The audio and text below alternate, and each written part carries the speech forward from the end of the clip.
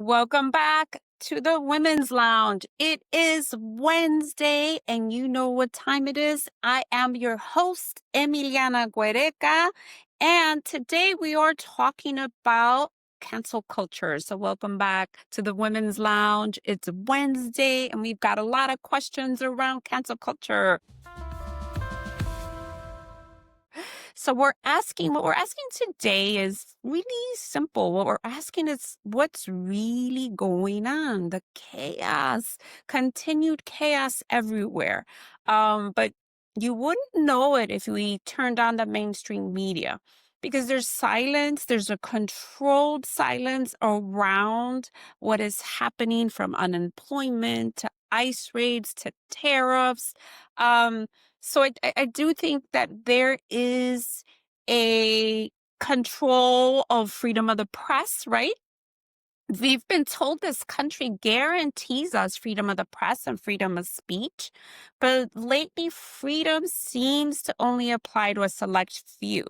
And so for activists, organizers, feminists, immigrant women, we're told to sit down, to shut up, and or be canceled, or to stay in our lane. It's always to stay in our lane. So let's not forget, this month is Hispanic Heritage Month, and what a way to celebrate.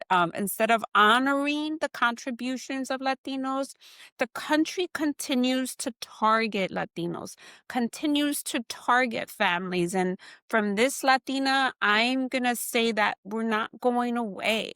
We are the fabric of what is supposed to make the United States of America, the American dream. We come out here to work, to contribute. So let's not whitewash it. Let's not whitewash it.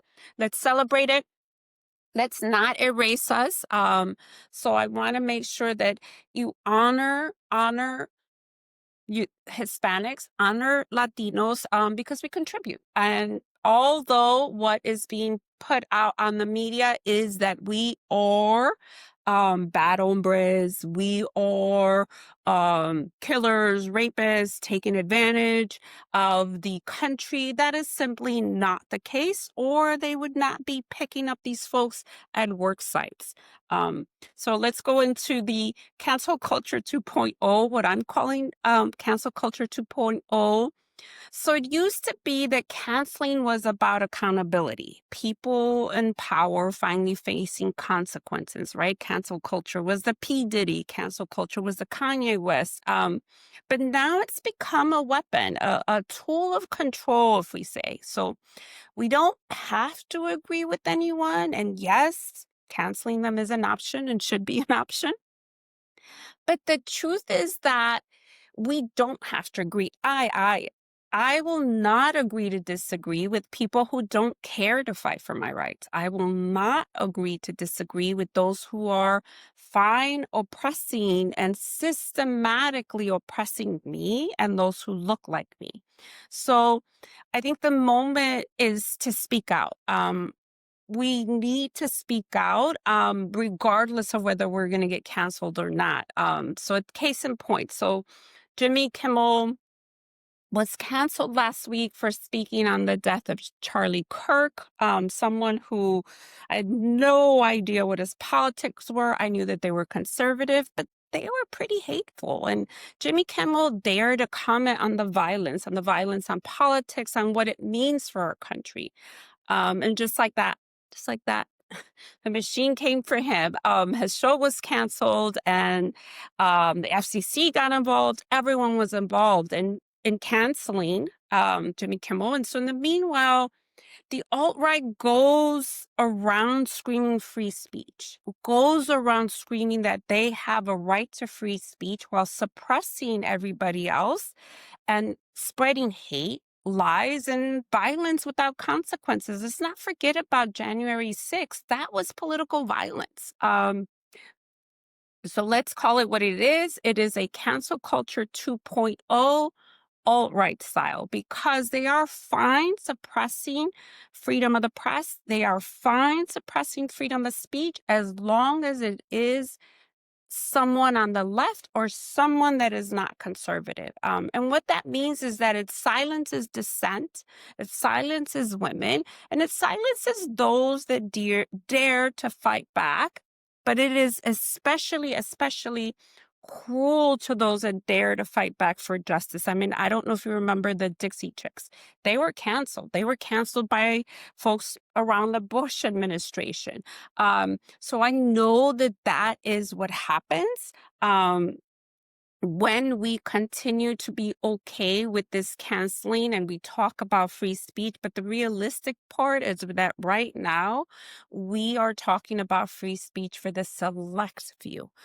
So with that, we're going to move into what's happening right now around immigration, and when we talk about the cruelty that continues to happen, and we need to make sure that we aren't looking away. The big thing was that some ICE agents had grabbed some congressional folks and had slammed them to the ground. And we are talking about elected officials being, slammed to the ground. This happened to the senator not too long ago, Senator Padilla. And so when we're talking about the way they are treating even elected officials, imagine how they treat people when the cameras aren't on.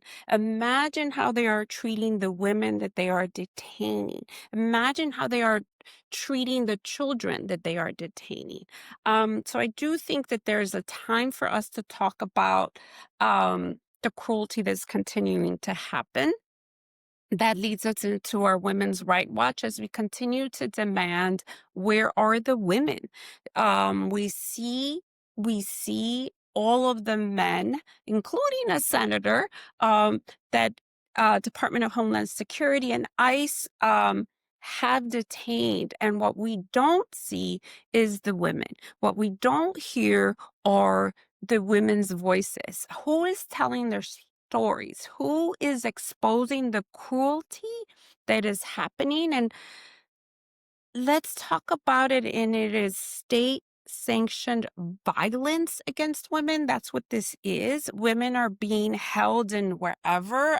We hear that Adelanto in California is a place where they're holding women with children. We hear that there is a place in Alabama that they're holding women with children. And we heard from John Ossoff in Georgia, who talked about the abuse that they were suffering. So I'm going to say that in honor of Hispanic Heritage Month, to call your representatives, demand answers, talk to them about a fair process. And when we talk about immigration reform, talk to them about the humanity of what is happening. Talk to them about why we are funding private prisons that are holding these women, that are holding these families, separating them. I know we had a small win this week around a federal judge that said that the United States cannot deport children, unaccompanied children, back to Guatemala. So that was a win for a moment. So whew, we can breathe a little bit. So thank you for listening. If you're in this far, this show is called the Women's Lounge for a reason. We are asking the questions the media won't. So again, we're gonna ask, where are the women? Where are their voices? Who is speaking for them? Who is advocating for them? It's the women. I mean, immigrant women, Latinas, women of color, working mothers, caregivers are gonna carry this burden. Working mothers will be carrying this burden, and we cannot erase them from the headlines. We cannot erase them from the conversations. We've got to make sure that they are at the forefront, because when history gets rewritten, we are going to ask, why were we silent on the atrocities that are happening in the United States, from state controlled media to the lack of free speech that is currently happening, to the poverty that is happening, to denied health care, to denied abortions, right? To denied reproductive justice and rights, is denied dignity. So we've got to continue to advocate because culturally speaking, honoring honoring our culture is important, and part of that has to do with advocacy. um so in closing call, I'm going to ask everyone to continue to advocate for freedom of speech, because freedom of speech is all we've got. If we lose that, we lose everything.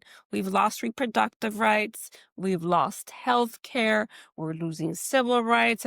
At this point, we may lose voting rights. That's where it's headed. So I'm going to ask you not just to listen, but to act, to speak louder, to ask the hard questions, demand answers. Silence is complicity, and the cost of looking away is too high, especially for women, because when they come for some, they come for all. We cannot sit back and allow that to happen. So I'm going to leave you with this from this Latina to everyone. We are the backbone of this country, and we're not invisible. We're not disposable. We are the dream. We are not going anywhere. We will continue to fight for justice. It's liberty and justice for all, not just for some. So leaving you there. Thank you for joining me. If you've listened this far, this is the Women's Lounge. I am your host, Emiliana Guereca. And until next time, stay loud, stay defiant, and remember, women are watching. Every issue is a woman's issue. Till next time, share, repeat, and subscribe. Hasta luego.